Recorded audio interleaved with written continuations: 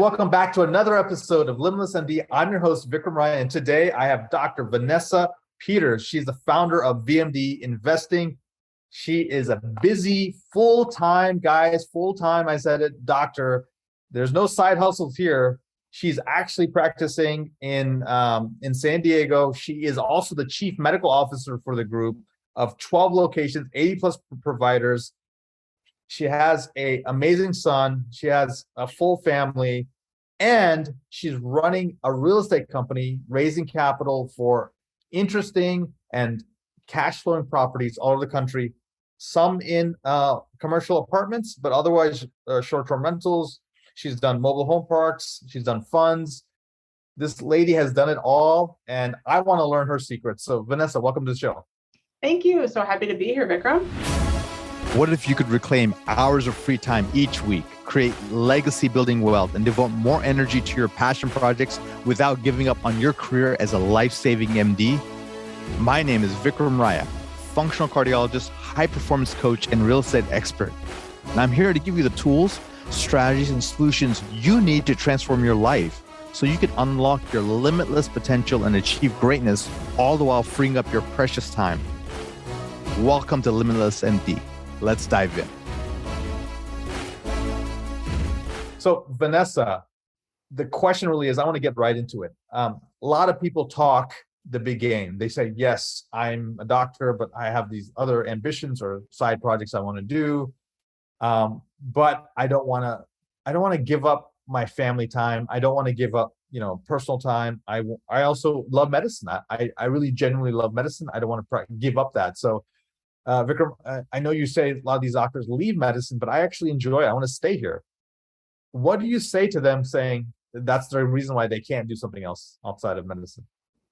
Yeah, I think it's really important to have multiple interests in life. And many of us as physicians, it's our main identity. And, I'll admit that I feel that way too. It's like, I'm a doctor and I work as a doctor. If I didn't work as a doctor, what would I be? Am I still a physician? All those types of questions that we ask ourselves. But for me personally, where I'm at in my life and my career, I'm not interested in leaving medicine right now. So what I am interested in, though, is financial freedom and the freedom to maybe have that sort of almost a mental ability to scale back if I wanted to. Whereas right now I've been in my practice for 20 years. I've been at the same group ever since I started, worked my way up to the kind of the board, and now I'm the medical director, CMO type person. And I really enjoy helping other physicians have a better practice, have a better life so that they can maybe run their clinic more efficiently. I work on getting the best technology we can into the clinics and things like that, and making sure that everything works smoothly. I still enjoy that a lot. And of course, I enjoy medicine as well. So I feel like I'm at the peak of my career right now. And so while I am super interested in real estate and I love it, I'm not ready to give up medicine to do that full time. I'm not sure I ever will, really, but I love real estate enough that I'm passionate about it and really love meeting other physicians and helping them learn about the different ways that they can invest their money that isn't in the stock market. I feel it's lower risk, it's tax advantage, all these kinds of things. So I think you need to be passionate about whatever it is you're doing. You can't just be kind of wishy-washy on whether it's a side gig or a hobby or whatever. You need to be all in. And you mentioned you're married. Does your husband also do real estate? No, he doesn't like it at all. Your wife and your husband and my wife should chat. That being said, do you ever feel guilty being super mom, super doctor, and super real estate person? Guilt. Yeah, that's it's like a 4-letter word, right? Sometimes I feel guilty, but I feel like my drive helps me get through that and also make sure that I don't neglect my family too much. I picture life like you're balancing a table without legs on a ball, and you're going to tilt it from side to side. You're going to get really heavy into one thing, and then you're going to come back to the middle. The middle is perfectly balanced where you would love to be, but that's not realistic. We're never in perfect balance like that. That's kind of I think, a fallacy that many of us chase after, work-life balance. What I look at it as like, I'm going to push really hard in one direction for a couple weeks, or maybe a month, and I'm going to maybe cut some other things short, but that's to get something really important done. And then I come back to the middle, and then I pick the next thing that I'm going to do. Of course, you've always got your family and your full-time job, your work in there, but the other things, you have to balance them and make sure that they don't overtake for too long, or else then you end up damaging relationships and your family. Yeah, I think you've just described a beautiful paradigm in which the busy professional, the busy physician, can actually have it all, but it's not all at the same time. There's this vacillation and oscillation, which I think in the book, The One Thing by Gary Keller, they talk about juggling a lot of balls.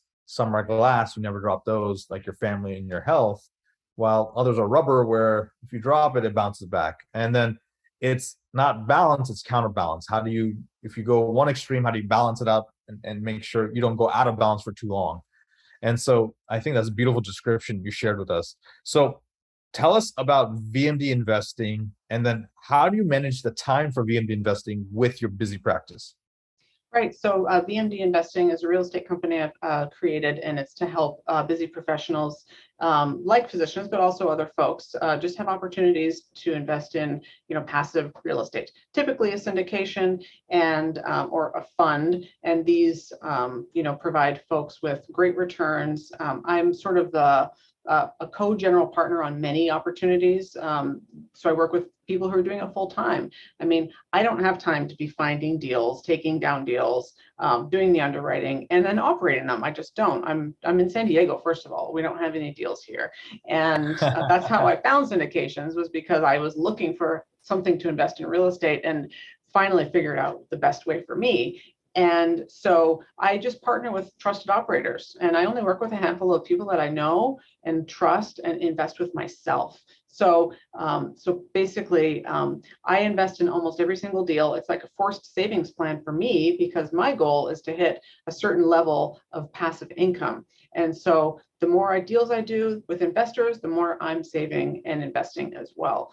And I'm a sort of another set of eyes on the deal. And these are the people I trust. So I've vetted them. How do you balance your role at VMD with being not only you're a physician, you're practicing, you're seeing patients, you're putting a stethoscope on them, as a family doc, and then you're also chief medical officer. There's an admin role there. Right. Well, I'm in the office right now, and so what I do is I have a virtual assistant that helps me with my scheduling. I have a pretty good tight calendar, and I'm just really, really efficient. So right before this podcast, I was like rushing to dictate all my notes, so they're done. And then after this, I have a meeting, and then I'm going to my son's school for back to school, so it's an in-person thing. So I really, I'm happy that I have the admin afternoons that gives me the flexibility to do things like that I want to squeeze in between, so that I'm not doing it at night, because I really prefer not to be on the phone, not to be doing stuff when I should be at home with my family. That's awesome. So what I heard is really efficient, really effective time management. You've cut out the fluff in your life. It's either VMD, it's either your family, it's either your own health, it's your husband, or it's working on things that you're passionate about. But there's nothing where it's like you're not watching hours and hours of TV, you're not doing things that are not going to serve your major principles or goals. Exactly. When I I love The One Thing, and you mentioned that, and I do live by that. When there's a goal that I have in mind, and it's especially if it's a short-term goal that I'm pushing towards, I literally do nothing else except those basic things, like those glass balls that you can't drop, and that thing. And I'll read the news a little bit, but I'm not going to be on Facebook. And if I'm going to be listening or reading or whatever, it's towards that goal. Like if I'm studying for a test of some sort, or working towards some kind of a project that I need to learn, I'm learning about that. And I like to be busy most of the time, and that's part of my personality. I'm not one to just chill and watch lots of TV or anything like that. So it's very much about efficient use of time. Vanessa, what do you do for stress? I enjoy going for walks. We go to the beach, we go camping, stuff like that. Getting outdoors is really helpful for stress. I also meditate every morning for about 10 minutes. It's not long, but it's enough to kind of get me centered for the day. And then it's important. I have a hobby that I really enjoy too, which is aviation, and that's a mixed bag. You fly planes? Yes. So just in case, guys. She didn't have enough. It's it's a passion and I love it, but Yeah. at the same time, it's another thing that needs to be worked on and maintained, which is also Okay. a little bit of a stress. But doing when you're doing that, you can't think of anything else, and it's almost like an active meditation because you're It's not sort of a Zen-like situation. you're not thinking about any other problems that you have except for what you're doing at that moment in time. Yeah. I know a lot of doctors out there would love to write a book, and you've written one, The Busy Professional's Guide to Passive Real Estate Investing. And I think it's something that we all need to read because you talk about multiple passive income streams, talk about, how to not necessarily decrease your wealth when you retire, but actually maintain it because you're not dipping into it because you're having all these streams coming up. And one of the quotes I like to always reference is, the average millionaire has 9 streams of income. How many do you have listening to the podcast right now, right? And stock market's great. Use it, and use it, do it in a smart way. But then, think about other asset classes, obviously. And there's you figured out a roadmap, and now you're reverse engineering the roadmap by doing all the things you're doing first for yourself, and you're also helping others. Now, tell me how, give me, if someone had to write a book and we only have 4 months left this year, what would you recommend? How to write a book? In 4 months. Yeah. Let's say by January 2023, I want to have a book put out. Give me the skinny on it. So I read a book by Chandler Bolt, Mm-hmm. and I forget the name of the book, but it basically is like how to write a book, something like that. And I received it free at a personal development conference I went to, and he gave a talk on it, and that was when I decided to write a book. And literally, he had us start our mind map in the talk. He gave us 10 minutes, and in 10 minutes, I had the outline of my book done, and I was like, oh, I can actually do this. I spent 6 months doing my book. That's it, and I wrote it in about 3, and then the second half of that was editing and cover and all that kind of stuff. It's not that hard, and I didn't know where to start, so I started at the beginning. So I started with the beginning of my life, and I just wrote. And I had a long trip to Italy, and I basically wrote the whole time on the plane, and that was really helpful to have undivided attention. So to what I would recommend, if you want to write a book, get a goal for how many words you're looking for, what kind of length of book you're looking for. Mine is a short book. I think it's 30,000 words. And set aside time to write every day whenever it's good for you, whether that's morning or evening or in the middle of the day, but set aside about 1 to 2 hours a day to write. And for me, it was the evening because I didn't want that pressure of like, I'm going to have to stop or I'm going to have to do something else. And for me, the creative juices don't flow if I have a time crunch. And just write every day. And in the book, it tells you how to outline it, then how to do subchapters. And the more you break it down, all of a sudden, you're just writing paragraphs. You're not writing a book. Wow. And, then you get it done, and, then you find an editor, and it's pretty easy from there.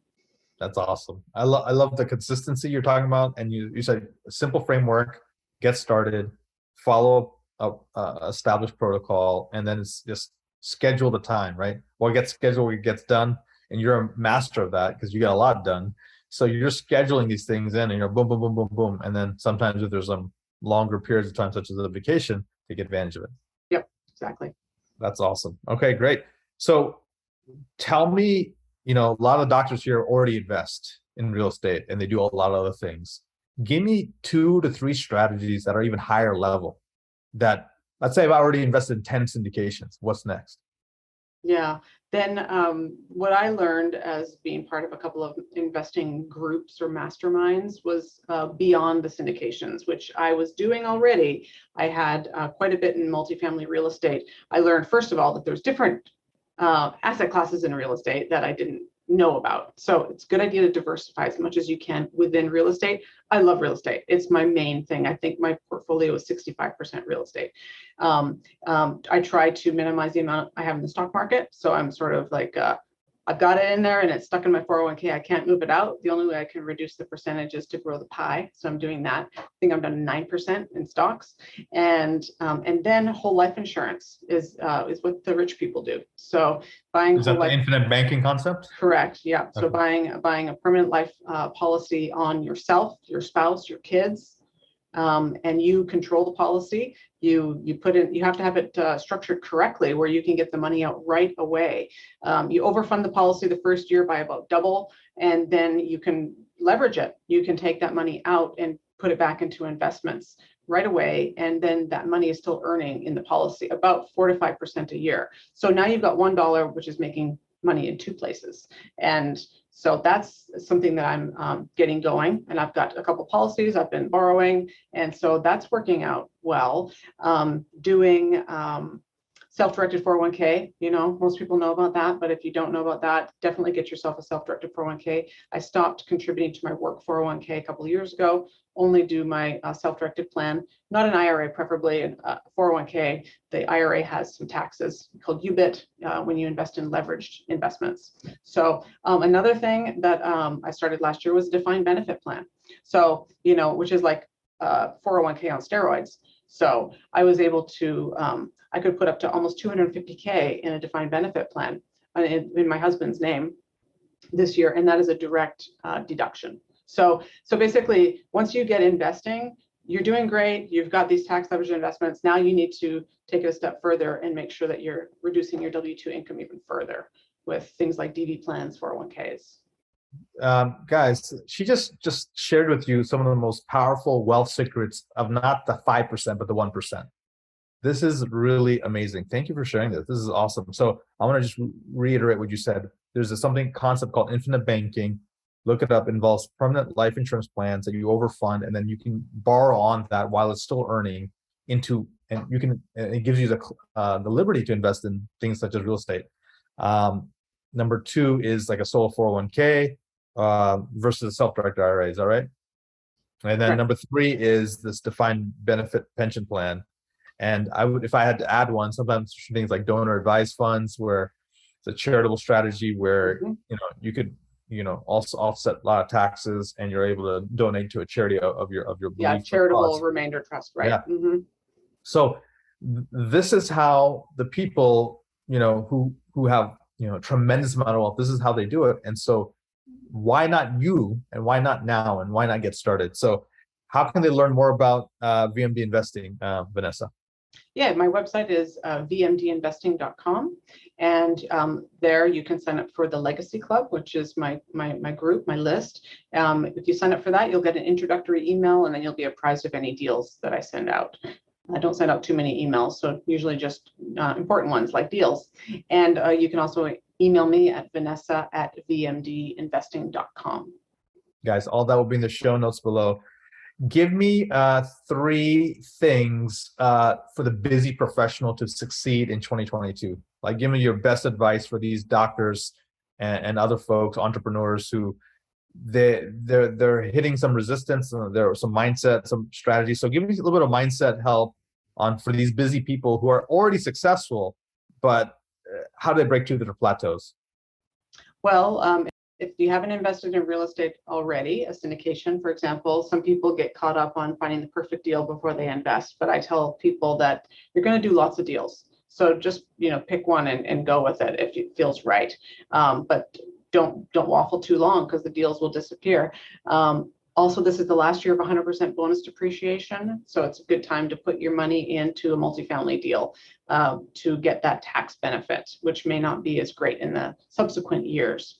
And I would say make sure that you have a side gig of your own so that you can get an entity. So, I didn't mention that with your last question, but to do most of those things that we just talked about, you need a couple of entities. So S Corp is ideal for high net worth individuals who have a big 1099 or W-2 income, because it's a flow through entity, and you'll be able to deduct lots of things that business owners can deduct, and you'll need a business to do that as well. And your business could be real estate investing, or it could be consulting, or whatever, but get yourself an entity. That's awesome, guys. This has really been a very powerful episode. Thank you again, Vanessa, for sharing your wisdom, your knowledge, and your experiences with our tribe. And all the information is below, guys. Check out her website, vmdinvesting.com. And again, until next time, be phenomenal. Thank you so much for listening to this episode of Limitless MD. If you found value from this episode, I encourage you to share this episode with a friend and let me know by leaving a review. For more information, make sure you check out the links in the show notes below or simply visit vikramraya.com. So until next time, my friends, be phenomenal.